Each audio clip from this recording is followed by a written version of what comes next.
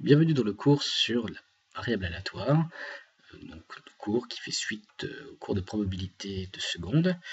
Donc nous allons ici définir de nouvelles expériences et nous intéresser à des expériences aléatoires qui donnent des résultats numériques. Alors qu'est-ce qu'une variable aléatoire? Tout d'abord, c'est une grandeur numérique, c'est-à-dire que cette variable qu'on va appeler une lettre grand X va prendre comme valeur des chiffres, non pas des lettres ou des mots, comme par exemple, imaginons que je suis avec une urne et je tire une boule et je lis sa couleur.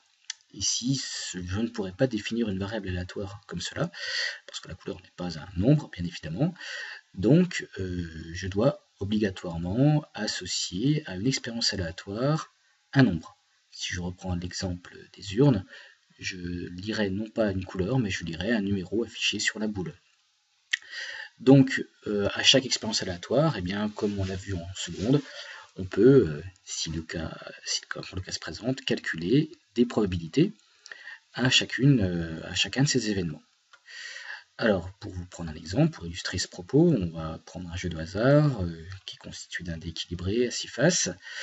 Le lanceur gagne la somme double de la valeur indiquée de la face obtenue si celle-ci est paire, sinon il perd le double de la valeur indiquée par le dé. Alors, pour expliquer peut-être les choses un petit peu plus simplement, une variable aléatoire, très souvent, va être quelque part une règle du jeu sur une expérience. Ici, vous voyez, il y a le fait que si le nombre est pair, eh bien, il se passe quelque chose, si le nombre est impair, il se passe autre chose. Bien entendu, le résultat, comme je vous l'ai expliqué, est un nombre. Alors à partir de là, eh bien, on va appeler donc grand X le gain, donc positif ou négatif du joueur après un lancer. Donc, qu'est-ce que grand X? Finalement, on va d'abord parler de l'univers de l'expérience, c'est-à-dire je jette un dé et je lis sa valeur. Donc, j'ai bien entendu 1, 2, 3, 4, 5, 6 comme valeur possible, c'est l'ensemble de toutes les issues. Une fois que j'ai défini oméga, eh bien, grand X, cette variable aléatoire, va me donner les résultats escomptés et décrits par la règle lorsque, eh bien, ma foi, les issues sont successivement 1, 2, 3, 4, 5, 6. Alors, qu'est-ce que cela veut dire? Eh bien, ça veut dire que si l'issue est 1, x de 1 vaut moins 2. Si l'issue est 2, x de 2 vaut 4. On respecte la règle, c'est-à-dire que lorsque le nombre est pair, je double sa mise et je gagne. Si le numéro est impair, je double la mise, mais je perds. Et vous le voyez, x écrit comme cela se présente quelque part sous la forme d'une fonction.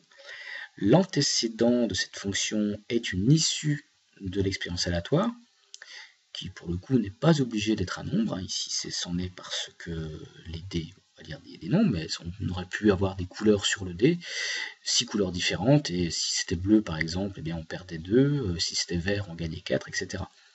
Quand on parle de grand X grandeur numérique, c'est le résultat de grand X qui peut être un nombre.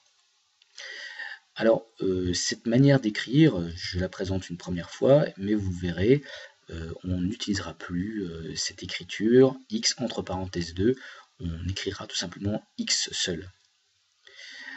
Alors, sur cette variable aléatoire, on va pouvoir donc définir des lois.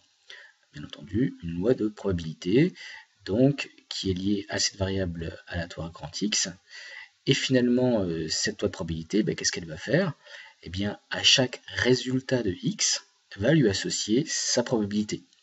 Alors quelque part, on fait un petit transfert par rapport aux probabilités classiques, c'est-à-dire que j'aurais pu dire la probabilité que le 1 apparaisse, c'est 1/6. Et bien ici, je vais dire la probabilité que grand X vale moins 2, eh bien c'est aussi 1/6. Pourquoi? Parce que l'événement x est égal à moins 2 correspond exactement à l'événement j'ai obtenu 1 sur mon dé. Donc à partir de là, on va pouvoir déduire la loi de probabilité de la variable grand X à partir de la loi de probabilité qui qui est valable sur l'univers. Alors on le fait comme en seconde, c'est-à-dire sous forme d'un tableau. Et nous prenons ici les valeurs de grand X. Alors très souvent nous mettrons xi à la place de valeur de grand X. Donc x1, x2, x3, etc., etc., avec les probabilités associées. Dans notre exemple, voilà ce que ça donne. Xi vaut moins 10, eh bien ça veut dire en réalité que le numéro 5 est sorti. Or, la probabilité que le 5 sorte, eh bien, puisque le dé est équilibré, c'est 1/6. Et là, vous le voyez, pour la loi de grand X, nous mettons en antécédent, en tout cas les valeurs qui nous intéressent, les valeurs uniquement prises par grand X. Ce sera à nous systématiquement, en calculant ces probabilités, de nous ramener à l'expérience aléatoire qui lui est associée. Par exemple, quelle est la probabilité pour que x soit égal à 8 ? Eh bien, je dois pour cela réfléchir en me disant qu'est-ce qui se passe lorsque x égale 8 ? X égale 8 parce que le 4 est sorti. Or, la probabilité que le 4 sorte, eh bien, c'est 1/6.